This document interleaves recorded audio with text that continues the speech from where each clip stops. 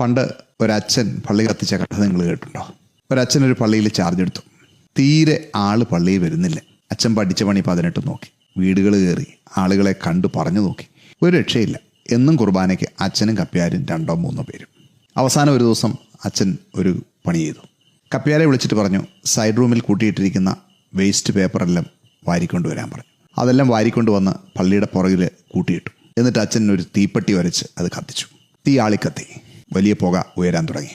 അപ്പോൾ പള്ളിക്കാരിൽ ചിലർ റോഡേ പോയ വഴിക്ക് ഇത് കണ്ടു. അവർ പറഞ്ഞു, ആരോ നമ്മുടെ പള്ളി കത്തിച്ചു. വാർത്ത കാട്ടുതീ പോലെ വരുന്നു. നാട്ടുകാരെല്ലാം ഓടിക്കൂടി, പള്ളിക്കാരെല്ലാം ഓടിക്കൂടി. പള്ളിയുടെ മുറ്റത്ത് വലിയ ജനസമൂഹം. പള്ളി കത്തിച്ചവനെ ഞങ്ങൾ കത്തിക്കുമെന്ന് വലിയ മുദ്രാവാക്യം വിളിയായി. അപ്പോൾ ഈ വൈദികൻ കതകു തുറന്ന് ഇറങ്ങി വന്നിട്ട് പറഞ്ഞു, പള്ളി കത്തിച്ചവനെ നിങ്ങൾക്ക് കത്തിക്കാനാണെങ്കിൽ എന്നെ വേണം ആദ്യം കത്തിക്കാൻ. ഞാനാണ് പള്ളി കത്തിച്ചത്. ആളുകളാകെ സ്തബ്ധരായി. ഈ അച്ഛൻ എന്താണ് പറയുന്നത്?